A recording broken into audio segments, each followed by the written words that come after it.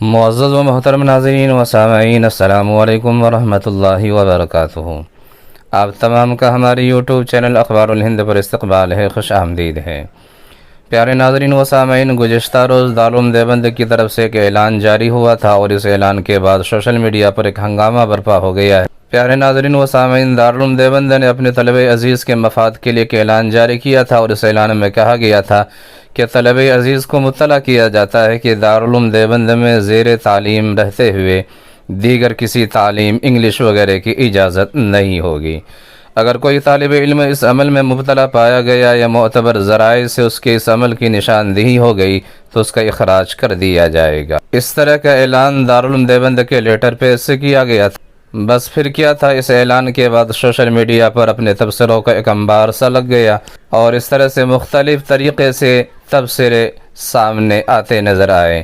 پیارے ناظرین و سامعین، انگلش اور کمپیوٹر کی تعلیم سے جڑے دارالعلوم دیوبند کے حالیہ اعلان کی موافقت و مخالفت، تائید و تردید کا بازار گرم ہے۔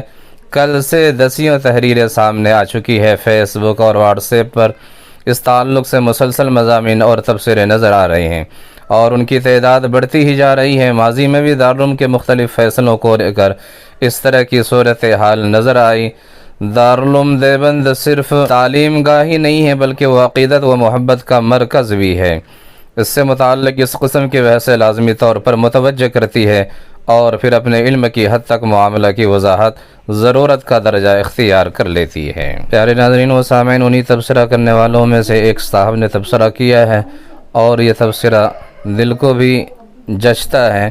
انہوں نے کہا ہے کہ بعض حضرات اس پر واویلا مچا رہے ہیں اور ان کو بس کچھ ملنا چاہیے، تو ان سے گزارش ہے کہ فراغت کے بعد انگلش سیکھیں، کمپیوٹر سیکھیں، کسی یونیورسٹی سے BA کرے، MA کرے، PhD ڈگری کرے، کون منع کرتا ہے؟ ممانعت تو دوران تعلیم ہے تاکہ طلبہ یکسوئی کے ساتھ اپنی تعلیم مکمل کریں۔ جس مقصد کے لیے دارالعلوم دیوبند میں داخلہ لیا ہے وہ مقصد پورا ہو۔ انگلش سیکھنا، کمپیوٹر سیکھنا، یہ تو دارالعلوم دیوبند میں کے فراغت کے بعد خود انہوں نے سیکھنے کا نظم کیا ہے، جس سے طلبہ آج بھی فائدہ اٹھاتے ہیں۔ تو پیارے ناظرین و سامعین، آپ سے گزارش ہے کہ کمنٹ میں آپ بھی اپنی رائے کا اظہار ضرور کیجیے اور ویڈیو کو زیادہ سے زیادہ شیئر کیجیے۔